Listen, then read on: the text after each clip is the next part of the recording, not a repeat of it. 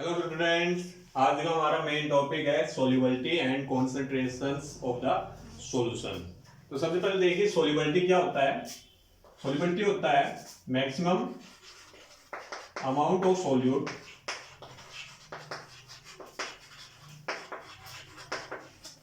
dissolved in given amount of solvent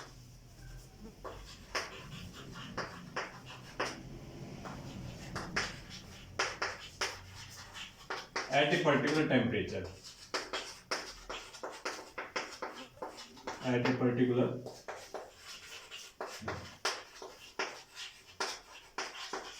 temperature. देखिए solubility क्या होता है, मैक्सिमम अमाउंट ऑफ सोल्यूट जो डिजोल्व हो जाए गिवन अमाउंट ऑफ सॉल्वेंट के अंदर किसी भी पर्टिकुलर टेम्परेचर, मतलब एक फिक्स टेम्परेचर के ऊपर जितना जो सोल्यूट डिजोल्व हो रहा है सॉल्वेंट के अंदर, वही हमारी सोल्युबिलिटी होती है।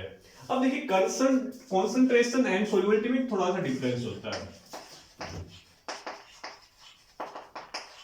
अभी बता देते हैं इसको साथ साथ। सोल्युबिलिटी के अंदर तो जितना सोल्यूट डिजोल्व हो रहा है हमारे सॉल्वेंट के अंदर, जो डिजोल्व हुआ है वही सोल्युबिलिटी कहलाता है। पर कॉन्सेंट्रेशन के अंदर जितना सोल्यूट डिजोल्व हुआ है और जो बच गया है, जो डिजोल्व नहीं भी हुआ है, टोटल जो सोल्यूट होता है उसी को हम काउंट करते हैं कॉन्सेंट्रेशन के अंदर। सोल्युबिलिटी के अंदर ओनली वही काउंट होता है जो डिजोल्व हो चुका है, और कॉन्सेंट्रेशन के अंदर हम टोटल जो हमारा सोल्यूट होता है डिजोल्व हुआ है या जो नहीं हुआ, टोटल को काउंट करते हैं। बस यही डिफरेंस होता है। तो सोल्युबिलिटी हो गया हमारा maximum amount of solute dissolve in given amount of solvent at a particular temperature.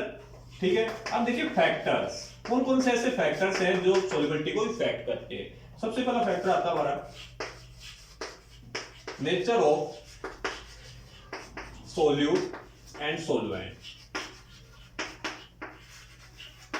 Solute and solvent, देखिए जो नेचर है, नेचर का मतलब क्या है, जो हमारा सोल्यूट क्या है और जो हमारा सॉल्वेंट क्या है। ये नहीं हो सकता है कि अलग अलग सोल्यूट एक ही सॉल्वेंट के लिए उनकी जो सोल्युबिलिटी होगी वो सेम होगी। अलग सोल्यूट है, अलग सॉल्वेंट है, उनकी सोल्युबिलिटी भी क्या होती जाएगी, अलग होती जाएगी। सिंपल बात है कि जो नेचर है वो इफेक्ट करता है हमारी सोल्युबिलिटी को। सेकंड पॉइंट है हमारा टेम्परेचर।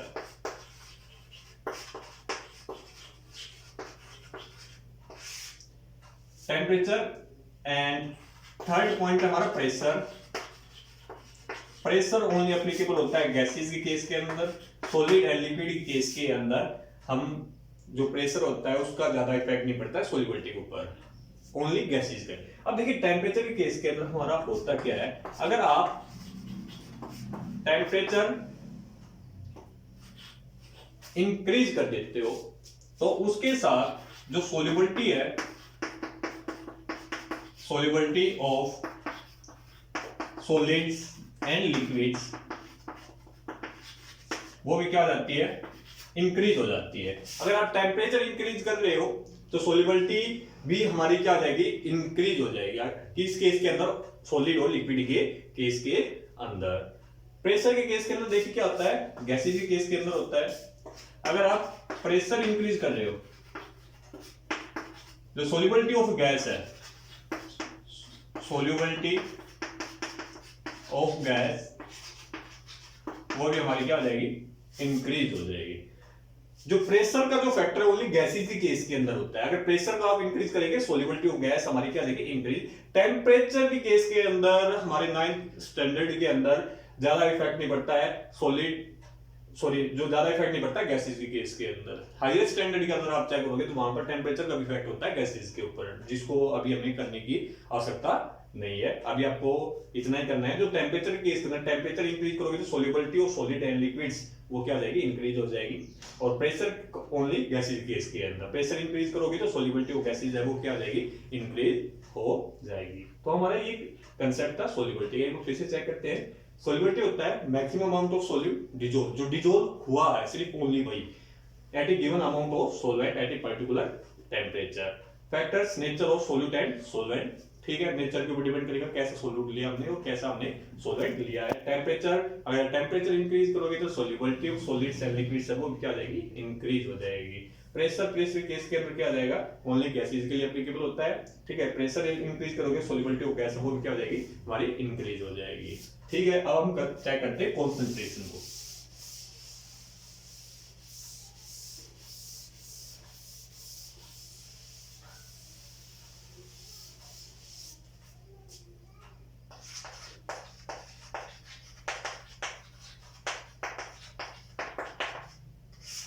देखिए कॉन्सेंट्रेशन क्या होता है,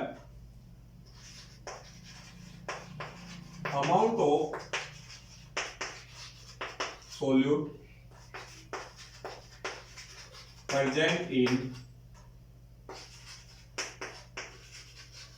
सोलवेंट, कितना अमाउंट ऑफ सोल्वेंट के अंदर प्रेजेंट है उसी को हम उसकी कॉन्सेंट्रेशंस बोलते हैं। तो इसके अंदर टोटल जो सोल्यूट है वो आ जाता है, सोल्वेंट के केस के अंदर जितना डिसॉल्व हुआ है वही आता है, पर कॉन्सेंट्रेशन केस के अंदर टोटल जो डिसॉल्व हो चुका है और जो डिसॉल्व नहीं हुआ टोटल ही हम काउंट करते चलते हैं। तो कॉन्सेंट्रेशन को मेजरमेंट करने के हमारे 3 वे होते हैं। फर्स्ट हमारा जो मेथड होता है मास परसेंटेज होता है। सेकंड मेथड होता है हमारा वॉल्यूम परसेंटेज। थर्ड हमारा मेथड होता है मास वॉल्यूम परसेंटेज। ठीक है, तो measurement of concentration, measurement concentration करने के हमारे पास 3 मेथड होते हैं, mass percentage, volume percentage and mass volume percentage. इसको अभी हम चेक करते हैं। तो सबसे पहले देखिए मास परसेंटेज, जो कंसंट्रेशन को हमें निकालना है किसी भी चीज का, तो मास परसेंटेज का मतलब क्या होता है। जो चीज दे रखा है देखिए मास, तो इसमें क्या होगा, मास ऑफ सोल्यूट अपॉन में टोटल मास ऑफ सॉल्यूशन आएगा। ठीक है, सॉल्यूशन। अब देखिए हमने यहां पर कंसंट्रेशन में क्या कहा था, amount of solute present in solvent, तो सोल्यूट प्लस सोलवेंट मिलकर क्या आ जाएगा, सॉल्यूशन आ जाएगा ना।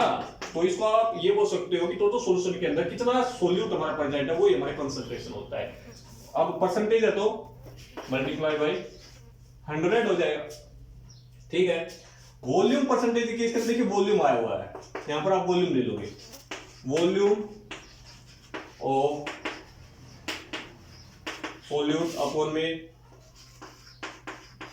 Volume of solution multiply by 100। तो वॉल्यूम मेनली केस में, लिक्विड केस के अंदर वॉल्यूम हमेशा यूज किया जाता है। मास वॉल्यूम परसेंटेज में देखिए पहले मास दे रखा है, तो ये केस पहले जो चीज दे रखी है वो होती है सोल्यूट की, बाद की हमारी सॉल्यूशन की। तो मास हमारा सोल्यूट हो गया, सॉल्यूशन हमारा वॉल्यूम में आ गया, तो ये हमारा ये बन जाएगा मास ऑफ सोल्यूट अपॉन में volume of solution, volume of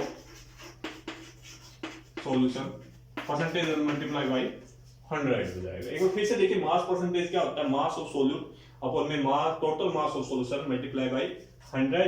volume percentage के अंदर वॉल्यूम ऑफ सोल्यूट अपॉन में volume of solution multiply by 100। Mass volume percentage case के अंदर मास ऑफ सोल्यूट अपॉन में volume of solution multiply by 100। अब इसके ऊपर हमारे न्यूमेरिकल्स आ जाते हैं, कुछ इक्वेशंस आते हैं, उनको हम चेक करते हैं।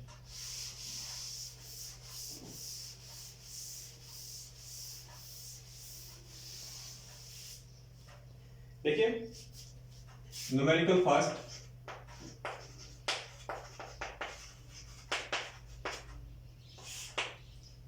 a solution is made by dissolving 50 gram of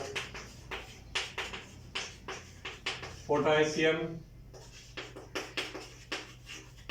nitrate in 250 ml of water. Find concentration of potassium nitrate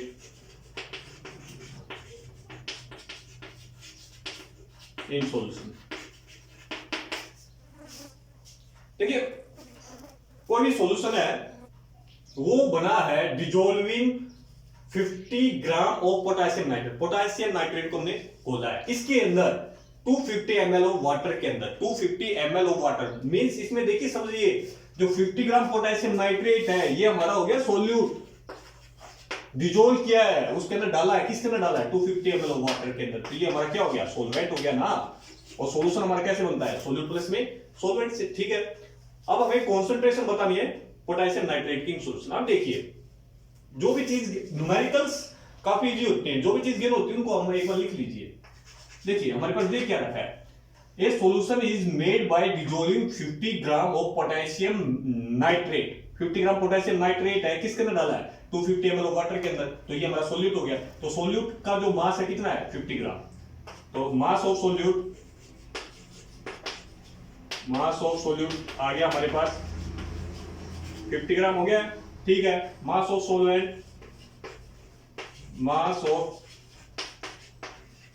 solvent हमारा 250 ml, लिक्विड है, वाटर लिक्विड है तो ml में आएगा। तो ये इसमें देखिए फार्मूला कौन सा लगेगा, ये मास है ये वॉल्यूम है, तो कॉन्सेंट्रेशन किस में निकलेगी, मास वॉल्यूम परसेंटेज की केस के अंदर निकलेगी ना। तो मास वॉल्यूम परसेंटेज हमारा क्या आ जाएगा,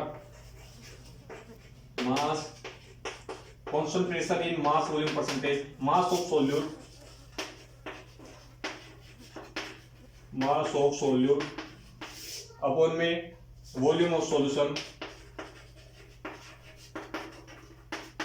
मल्टीप्लाई बाय 100 हो गया, ठीक है। जो टोटल है कितनी हो जाएगी 250 प्लस में 50 300 हो जाएगी। तो हमारे पास ये हो गया 50 अपॉन में 300 इंटू, तो ये आ गया हमारे पास 50 अपॉन में 3% आ गया है, ठीक है। तो फिर से देखिए एक बार न्यूमेरिकल जो हमने डिजोल्व किया है 50 ग्राम, ठीक है, 250 ml के अंदर आ गया है। तो टोटल हमारा 250 प्लस में 50 हो गया है, तो ये टोटल बन गया है हमारा 300 बन गया है। तो 50 अपॉन में 300 इंटू 100, तो 50 अपॉन में 3, ये हमारा न्यूमेरिकल था, काफी इजी न्यूमेरिकल है। नेक्स्ट वीडियो के अंदर हम types of solutions depends on the size of the particles के साइज के अनुसार जो सॉल्यूशंस को हम किन कैटेगरी के अंदर डिवाइड करते हैं उनके बारे में हम डिटेल से करेंगे। तब तक इनके न्यूमेरिकल्स की प्रैक्टिस करिए। Till then bye, thank you.